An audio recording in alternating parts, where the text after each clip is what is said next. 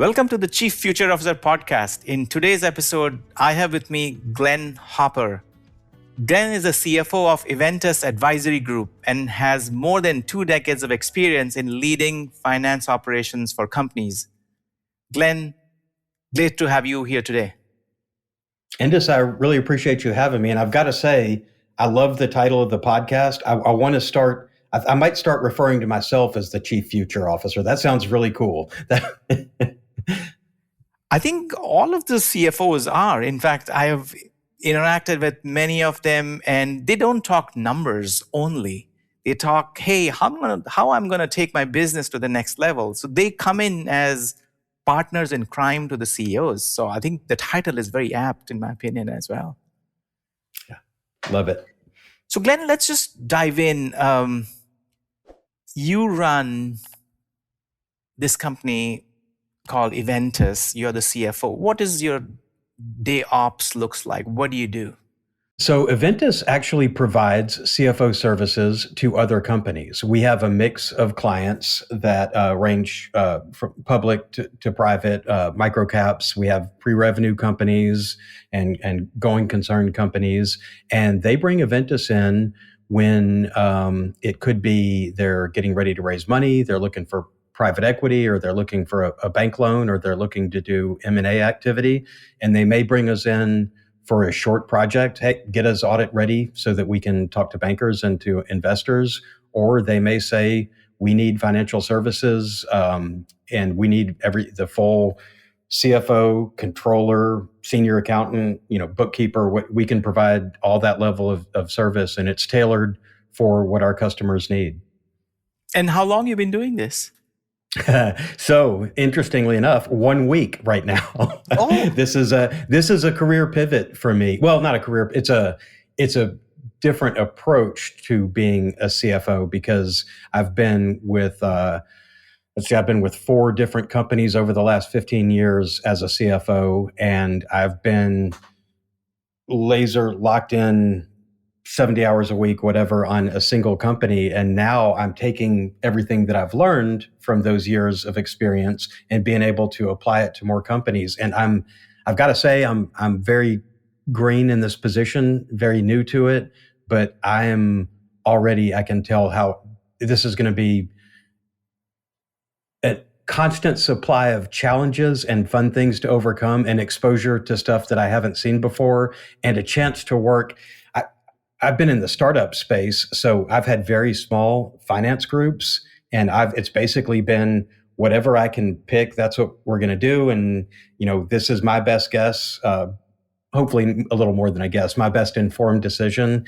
And I'm just making these decisions on my own. But now I'm surrounded by people who have as much experience as I do and coming from different industries. And it's going to be really cool to see the way people have solved similar problems. And this is a great next step in just continuing kind of lifelong education. So I'm very excited about what we're doing here and the opportunity for me to just see all kinds of new cool different industries and verticals. Very nice. Take us down the memory lane. You graduated and then did some gigs or jobs at a few companies, and now Eventus. So what has been the last decade and a half of your career been like? Yeah, so the last decade and a half is all been CFO roles at startups. I'm going to go a couple of steps back because I think that's the weirder part and maybe the more interesting part. So I started out my professional career as a journalist. And I, at the time, thought I wanted to write fiction. I just loved writing, and I thought this is the career for me. And then I got married and realized it's going to be hard to have this career and and support a family.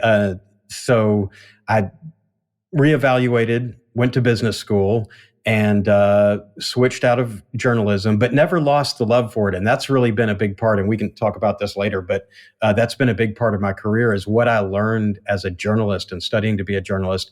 The way to communicate has been invaluable to me as the CFO numbers guy. If you also have the communication background behind it and can tell your story, it's really shaped the way that that I work as a CFO.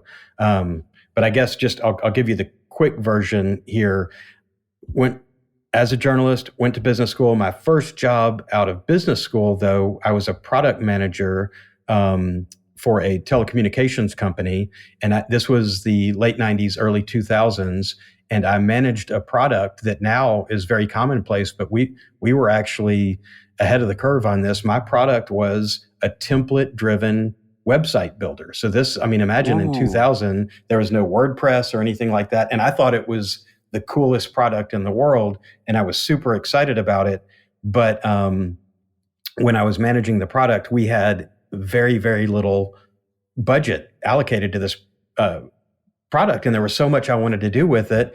And here I was fresh out of business school. And I thought, well, I know a thing or two about budgets. So I went to the marketing VP and I said, hey, you don't have a budget guy. Let me be your budget guy. My whole idea was I could funnel more funding to my product. And I was able to, and it was, I really enjoyed it. But the COO, after a couple of meetings with him, decided, I need one of those, meaning me. And he offered me a position to basically run his budget and to act as a liaison between operations and finance, who in this particular company at this particular time, there were silos. Accounting was very protective of their information. Operations was being held accountable for what they had to do, but they were having to do it without visibility. So my first finance role was really built on representing and expressing the needs of operations to the finance team, kind of translating between ops and finance, and advocating for the budget needs that we had. And that, just like, I mean, I'm sort of building a pathway here, but the journalism for the communicating, coming into finance from the ops side, gave me the outside looking in. So finance to me wasn't this ivory tower. It was a team player that was part of it. And because I came in through that, it's made my approach to working with other department heads and working with the CEO and everyone in the company a lot different, I think, than if I'd just gone that finance path. So pretty interesting pivot. So from journalism to ops to finance, and of course you were a customer of finance. But I want to come back to that. But I'm curious about the template-driven website builder. What happened to that? So early 2000s, telecommunications, we were merging with companies almost every quarter. I mean, it was just a matter of who can get the biggest, the fastest. And we'd go through, and it was usually a merger of equals, and it was a knife fight to see which management and which philosophy was going to come out on top. And at some point along the way, after some merger, the new management team decided that wasn't an important part of our product set. And it's funny when I think about it now. I mean, telecommunications it's a commodity basically at this point. It's just connectivity and voice and internet service, and that was something that could have been a real differentiator. And you look at the site, the few sites that are out there now, not to throw a commercial for either of them, but there's just a handful of them, and they're a booming business. So I don't know. I think maybe they gave up on it a little too soon. And maybe if I hadn't jumped ship and gone to finance, maybe I could have fought that good fight and it'd still be around. I don't know. You'd have been continuing as a product manager or an entrepreneur doing that website builder, because it's billions of dollars in revenue for the likes of Squarespace, Wix, and many others. And WordPress.com now powers 1/3 or a quarter of the internet, all the websites. So that's amazing. Yeah. So your grad school remained in finance concentration, or something else happened? So I have 2 master's degrees and a graduate certificate. I'm one of these people that can't stop going to school. I'm actually really trying to figure out right now why I shouldn't do this online Stanford program that's a grad certificate in decision analytics. And I think the thing that's going to stop me is I have 2 kids in college right now, and I'm paying their tuition, so I don't need to also pay mine. But I got an MBA from Regis University, and then I got a master's in finance from Harvard with a grad certificate in business analytics. And I just did the business analytics grad certificate in 2018, I guess. Got it. And you're pretty sure you're going to continue the career of finance, because I was looking at your LinkedIn and you're playing with ChatGPT and its APIs now. Well, so I've been I've been on this journey, and it goes all the way back to my days in telecom when I couldn't get access to this information from accounting, and we were having to manually track all this financial data that we couldn't just, there was the capability was there, but there was a gatekeeper that was keeping us from getting access to this information.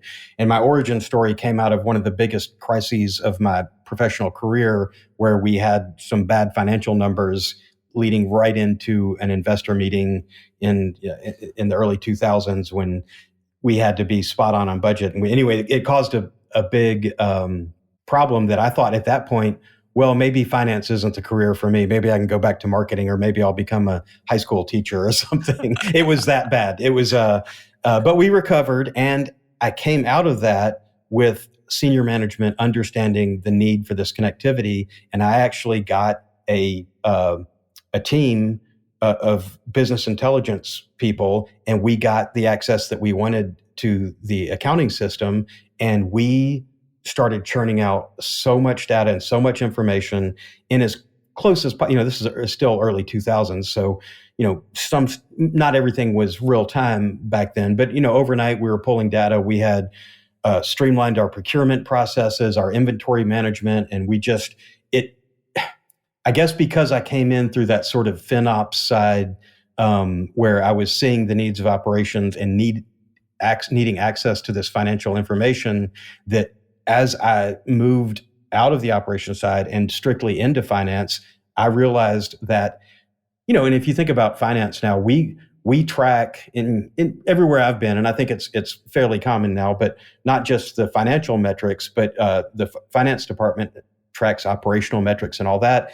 And the information that you can get from these systems, from them talking to each other, is all data you can use to build more complex models, more accurate models, and really refine what you're reporting, not just on the financial side, but on the operations side. And when all the metrics you can think of the business that have a financial component, it's crucial to be able to tie that information together. So to me, technology and finance have been in lockstep. And so every finance position I've been in, I've weighted my way into the operations side and into the IT side, so that I can get the access to the systems that I want, because that's going to inform financial decisions.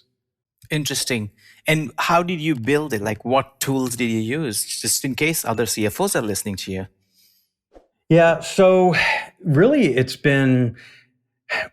done it several ways. One is just, through APIs and getting information and obviously as the finance guy, I'm not the expert on APIs, but I can speak enough of the language that I can go to IT and to operations and to whoever I need to talk about getting access to the systems, and then basically having this unique identifier where you can, whether somebody's from the time that they're a prospect all the way through you win the sale to now they're in billing, they're in your project management system, all the way through billing, and when they eventually churn, or whatever the customer full history of the customer lifecycle is. I think that there are points at every step along the way that we need access to. So that happens in different ways. One is APIs and getting systems to talk, or it's just, yanking data out of one system if it's not talking to the other, finding some identifier so that you can put it in a matching table and match it up to data from another system, so that it can be really ugly and clunky. So, but that's always my first sort of proof of concept. And then I say, look, if these talk to each other, look what we could do. So I'm real big on, the first thing I do when I come in is like, let me just do a proof of concept here so I can show you how great our reporting would be if we had access to this data. And that's how you win the technical resources over, so that you can actually get what you want. But, and then there's always the dream of, we're going to have the one CRM or ERP to rule them all, and it's going to have everything about our customers in this one system. And I think people end up, you still have multiple systems where different information lives, but in the process of implementing an ERP system, if you are looking at this full picture end to end of customers and all your processes and activities, then even though they're not in the same system, and even if you don't have a data lake or data warehouse or whatever, that you can still get access to the information. So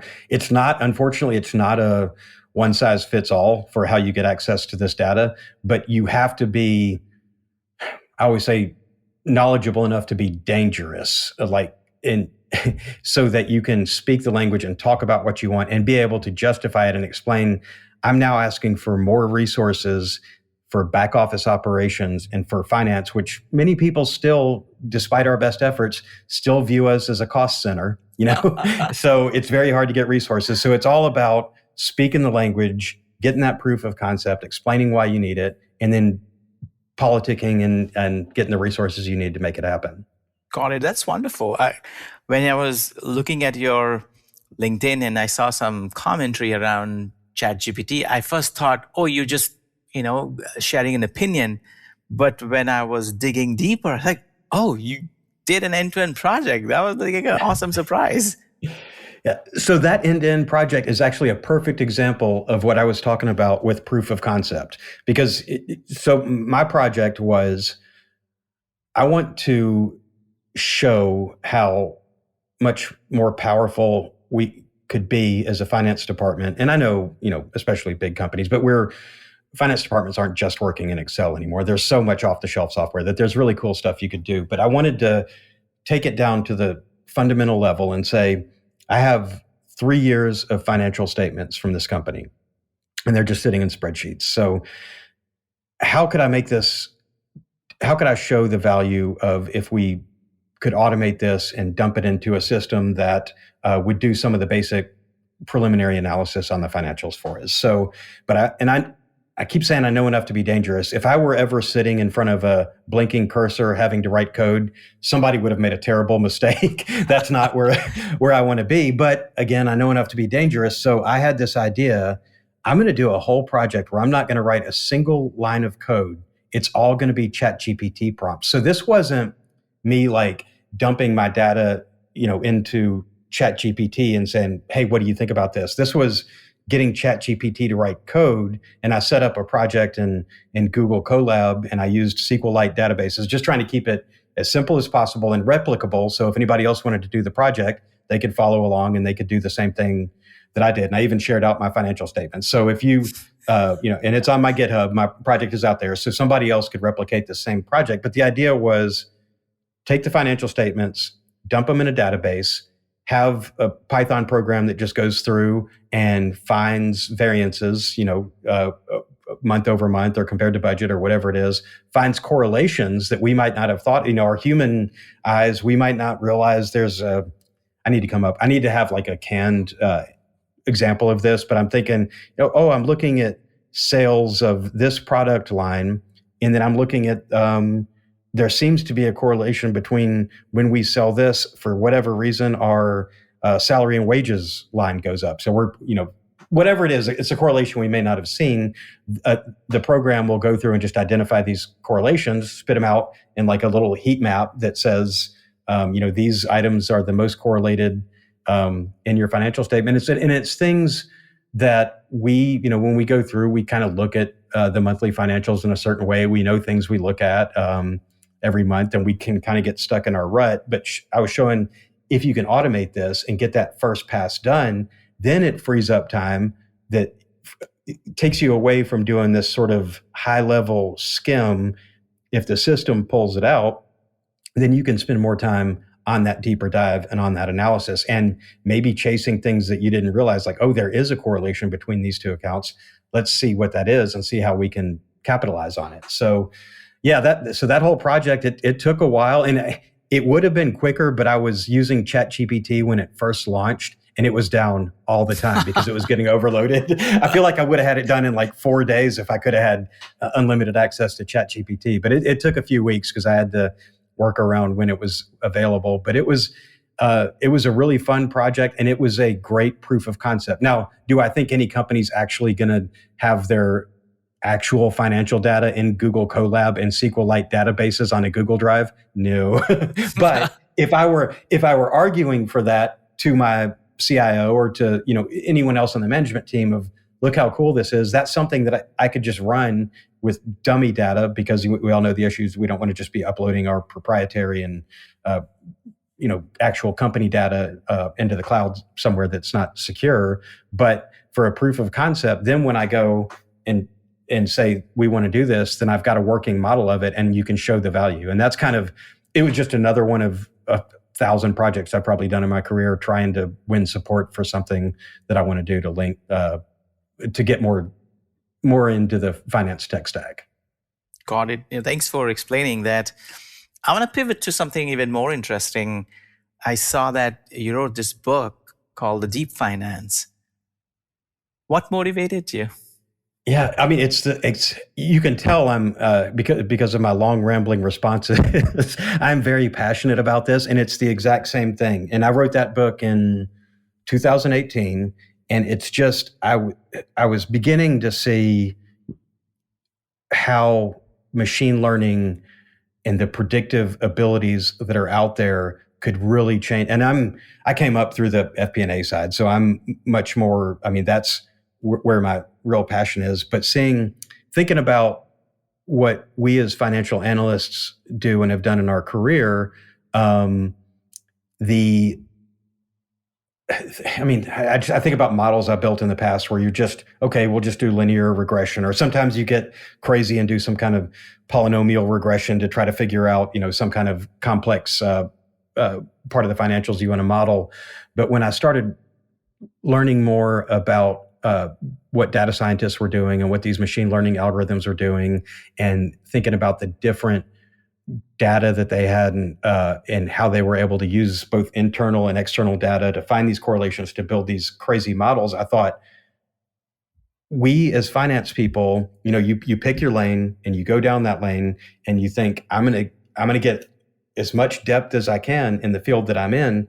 And I think this would apply not just to finance people, but to marketing people, to no matter what profession you're in. If you're not keeping up with technology, with as fast as it's moving, you're going to get left behind. So the whole idea of that book was, okay, finance people, accounting and finance has changed through the years. I mean, going back to paper ledgers, to desktop accounting software, to cloud accounting software, to the technologies that have come along since then. We have to change with the times. And if we don't, we're not going to be making use of these very powerful tools that are out there. So the idea of the book was to get people who maybe are reticent or scared of the change to understand what the technology is out there. And it's just real high level. It's not super technical, but it goes through, this is what AI is. This is what machine learning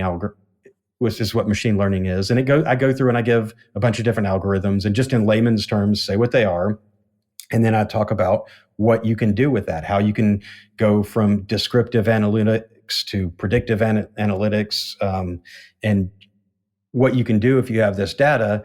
And then really the second half of the book is the other part I've been talking about is how do you get buy-in from the rest of your team, from the rest of the company. And it talks about how to build a data science team, or, with limited resources, what you can do and how to get buy-in. And I'm a big agile guy, so I talk about small wins that you can get with those proof of concept projects and to get more people on board with it. So it's really, that was supposed to be the Bible for my approach to getting the finance and accounting departments access to the technology we need to be able to do our job the way that we should be able to in this amazing age of AI advancements. That's wonderful. From desktop to cloud to now AI. Do you think the CFO community in general should be worried about, and this is very rhetorical, but hey, AI is taking over and we're going to be jobless. And now if majority of the problems are being solved through this conversational interface, is the job still going to be relevant of a finance person? Strategic, highly skilled, high-level jobs will remain, to me, for the first, until we get to the singularity, I guess, right?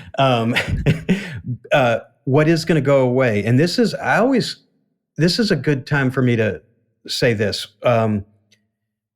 When you talk about all this automation that's out there, it's easy to say, and especially if you have finance and accounting, that's a cost center. We need to minimize that as much as possible. It would be easy to say, oh, you don't need people to do that anymore, so we can cut your headcount and we're just going to automate this. Automate everything until there's nothing left to automate.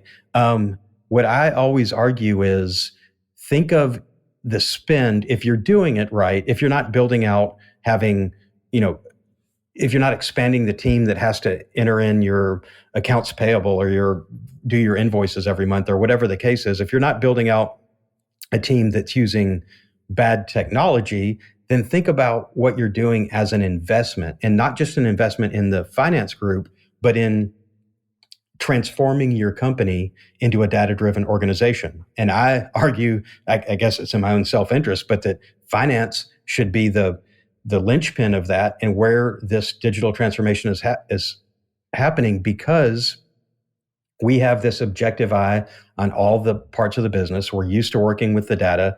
If we could get the technology, we could do even more with the data that we have. And that automation and data collection they're joined at the hip. They're completely linked. So if you can get the finance department to run this, I say, okay, we're getting rid of positions that are doing mindless work. Just your basic data entry. That's it's just like manufacturing. It's the easiest, most repetitive tasks should be automated, because that's not a good use of anyone's time. It's not a good use of the company's resources. So if you can get rid of those people who are doing mindless tasks and upskill them, or if they don't want to be upskilled, that's the sad truth, is they may have to be replaced, but either upskill the people that you have or right size and right skill your team, then finance and accounting aren't just the keepers of the scorecard who are reporting, and I think most CFOs at this point don't see their job this way. You're not just reporting on historical information or talking about your performance to budget. You're really looking forward and looking strategic. So if you don't have to spend all this time doing bank reconciliations and journal entries and running depreciation, that's all stuff that can be automated.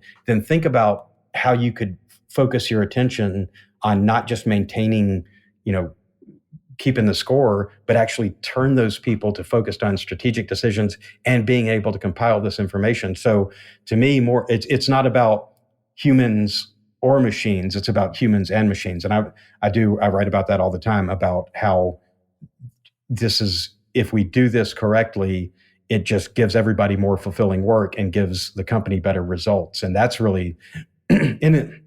Maybe I'm overly optimistic, and maybe, in 10 years, we're all going to be clamoring for universal basic income because we're out of work. But that's, for the short term, I do see that being really what's happening for people who are doing this right. At least what happened in the last 96 hours with Silicon Valley Bank, I don't think anybody's job's going anywhere. with the muscle required to manage that madness, don't you think so? Yeah, there is still, I couldn't imagine typing in the prompts to ChatGPT to ask it how to handle this situation. Just have it start hallucinating something, and I don't know what it would be. Yeah, but business problems are complex, and I love the idea of data-driven organizations. But as of today, who knows? 12 months from now, we might be at GPT-8 that can do all of our jobs better than we can. But in the current environment, the complex problems, get the data, use the systems that are out there to help you, but it requires human decision making ultimately. Got it. To me, you sound very naturally curious, and correct me if I'm wrong. You wrote a book from you tinkering with GPT and it's AI. You pivoted your career. Were you like this when you were growing up as a kid, or something just got programmed along the way? That's a good question. When I was a kid, I wanted to be everything from Evel Knievel to I think I probably at some point decided I was going to be Picasso and or the president. I don't know, but I did. I that curiosity comes back to there were some things when I was raised. I remember I don't know how old I was. I mean, super young. I don't know, 4 or 5 years old, and coloring in a coloring book. And I remember my dad, who was a hippie, and he said, "Why are you coloring in a coloring book? You're coloring in someone else's lines." And he got me like a ream of typing paper, and he was like, "Make your own lines. Don't draw what other people tell you to." And that's one lesson. My dad had a bunch of terrible lessons too. He wasn't always the best the best advisor, but that particular one, I mean, it's sort of that's just one example, but shapes the way you think and the way you go through. And I think that curiosity has always been there, whether I was thought I was training to become a ninja or spending 7 years in undergrad trying to figure out, changing majors 4 times, trying to figure out what I was going to do. I think it is just always just curious and trying to figure things out and I'm 50 years old, still trying to figure out what I'm going to do when I grow up. That's very profound. Make your own lines. I love it. And don't draw on other people's lines. I just scribbled it. I'm going to listen to it again. Who has been your source of inspiration all these years? I've heard you ask this question to your podcast guests before, and I don't have a single person that I can answer. There, in different parts of my life, there have been different people. I've certainly had people who have been business mentors to me, and whether they were actively trying to teach me or they were just running me through the paces, I learned a lot from bosses through the years. I think the biggest, my first CFO role was where I was the buck stops here guy, and the lead investor at that company was super, super smart VC guy that had been in the VC business for 30 years at that point. And I was young for a CFO at that point.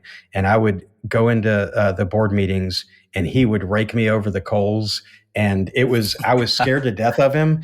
But that was, 15 years ago. And he's long since retired. And he and I still stay in touch. I'm several companies removed from working in any of his companies before, but he showed me some by explaining things to me and some by holding me accountable. So on the business side, he was probably my single biggest influence. And then, in my life, my most stable and she helps me with all, because I'm crazy. I'm always doing different things, but my wife is like, she's my rudder and my guide and all that. So, I don't know about mentors so much as maybe but she does keep me on the rails. She would say that she was my mentor, probably.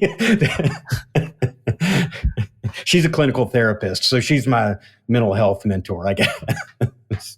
Very well put. Very well put. So between family, you mentioned 2 kids in college, and then a bunch of these projects going on, how do you stay focused on the job that you have to do and remain healthy doing this? Whether I'm healthy or not probably remains to be seen. I'll tell you what I do on.